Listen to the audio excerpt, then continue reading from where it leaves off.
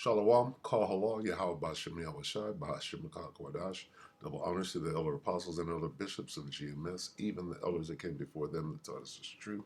Shalom and salutations to all the brothers out pushing the word in truth and in sincerity, the hopeful elect tabernacle of David, to the Aquath that are listening and learning, being a pillar of rest, the 144,000 and one-third, the hopeful elect of Israel. I'm the brother Yahshua, back with the World War III Daily Update.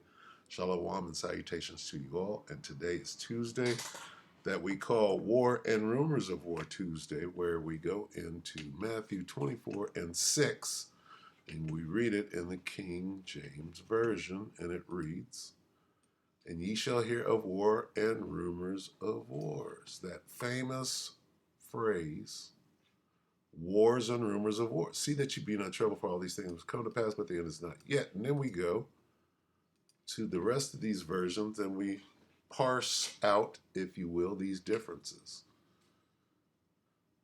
In NIV, we have rumors. Let's see, wars and rumors of war.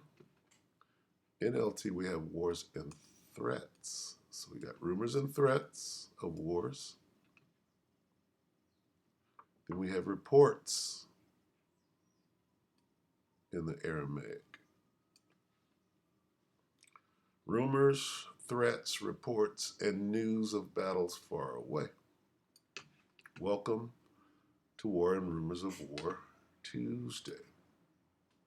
We're going to let Dina give the update here. Dina Amelia Calmetta, 15 hours ago. World War III fears as China sends 125 warplanes to Taiwan, and Russian ambassador warns of nuclear catastrophe. So if you haven't noticed that, everybody's chiming in right now. China surrounded Taiwan. Kim Jong, whatever this name, Kim Jong-un or Il, whatever this nigga's name is threatening South Korea right now. Said that you guys flew some planes into our area or whatever, and we're going to respond. That's going on right now. Okay, so look at the theaters. You got the Korean Peninsula. You got the South China Sea. You got Eastern Europe. You got the Valley of Yehoshaphat. All right, so take it away, Dina. This thing it's called World War with all of these fronts at the same time. Take it. Welcome back to the show, everybody. Here with CWW7 News, and for today's headlines, I'd like to start I didn't hear her say her name.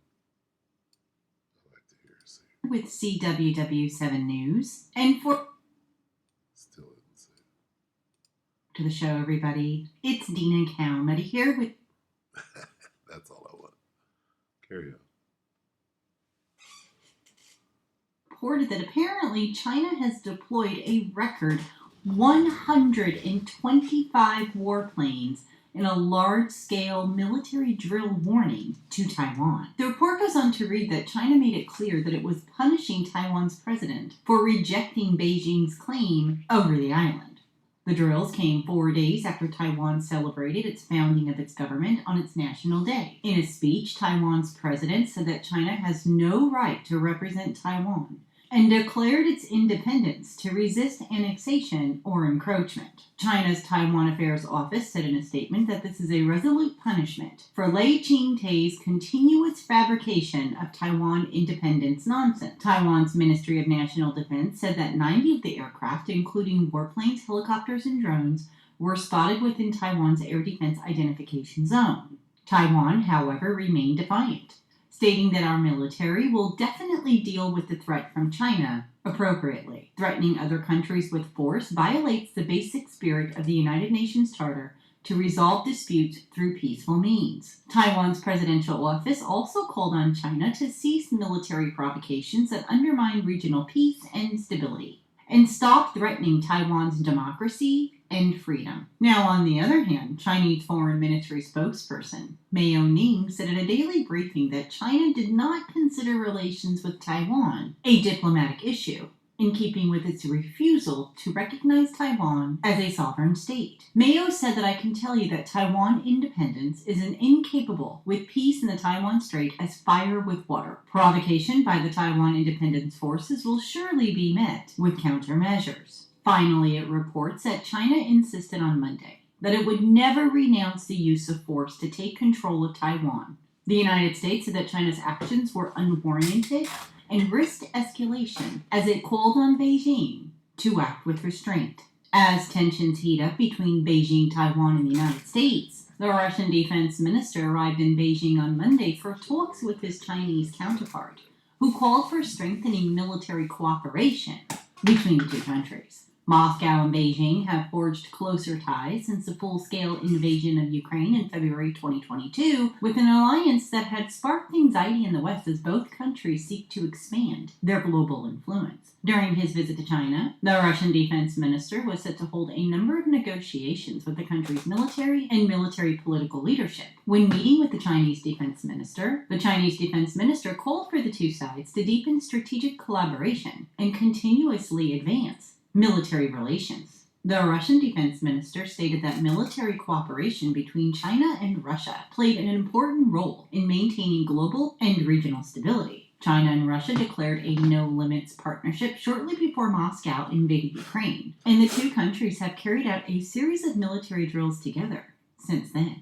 Russia's top envoy to the U.S. has ended his term, leaving behind an ominous forecast about the risk of deteriorating bilateral ties escalating into a nuclear-armed clash over the ongoing war in Ukraine. He stated that there are zero signals to clients about the need to think over their position and sit down at the negotiating table. Neither are there any hints about stopping the senseless flow of weapons at the expense of the local taxpayer. He argued that Washington is continuing a dangerous discussion about the possibility of giving Ukrainians permission to strike deep into Russian territory with Western long-range missiles. Such talk threatened to defy the latest ultimatum issued by the Russian President Putin, who has repeatedly warned against external intervention since first ordering a special military operation, is what they're calling it, in February of 2022. He said that they refuse to take into account the clear warnings of the President of the Russian Federation that a green light for such attack would mean NATO's direct involvement in the conflict. He went on to state that any voices of reason in Washington today are silenced or written off as Kremlin propaganda. He went on to finally state that relations between Moscow and Washington are going through an extremely turbulent period, arguably touching the lowest point in their history.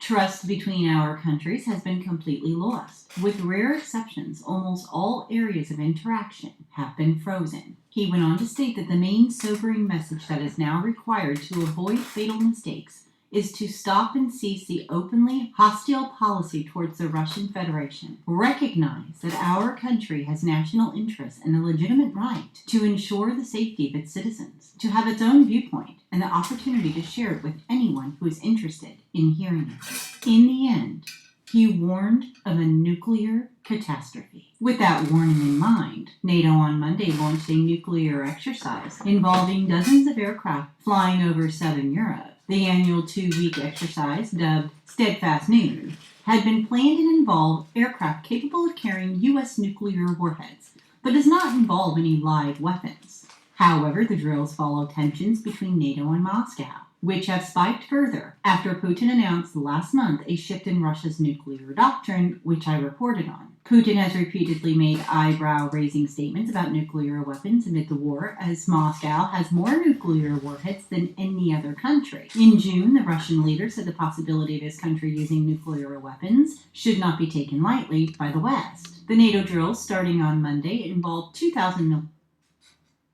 What happened, Dina? Huh. Just kind of stopped there. Which is probably a good place to stop anyway. If you want to watch the rest of this, there's about 5 minutes left. Let me see. Yeah, roughly. Looks to be more the same. Let's see, it just froze all the way up. Okay, let's see if I can finish it. So, yeah, more the same. Oh, shit. I just shut down. Okay. Wait for a glitch. Let's see. Surprised this is still moving. All right. Weird, Dina. Weird at best. Come on now.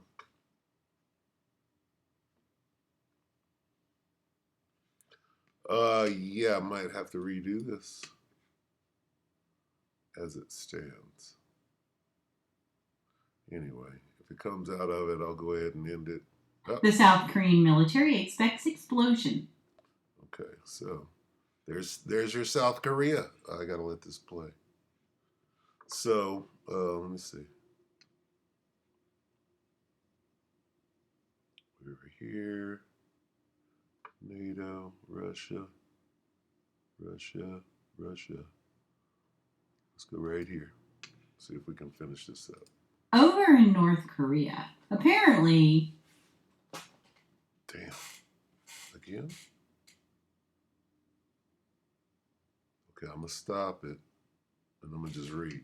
North Korea preparing to destroy parts of inter-Korean roads as tensions rise. So, see, as you can see, all right, if you can't put this together, how is North Korea moving at the same time China is moving on Taiwan? Vlad already has it locked down in Eastern Europe. What's going on in the Middle East? All right, so this here, World War III, is clearly in effect. So I wanted to show that North Korea is involved. Going heads up. So what is this? U.S. Okay, so then there's Israel. She's going to end with the Middle East. Okay, so I mean it's pretty obvious what the hell is going on. There's only one way to get out of here. Revelation 11 and 14. I didn't say it. Dina said it. Right? Revelation 11 and 14. The second woe has passed. The second woe is talking about World War II. What could this be talking about? That's coming shortly.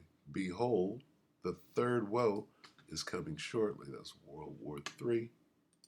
And Dina said it, not me. With that, we hope that the elect were edified, you brothers and sisters. Shalom.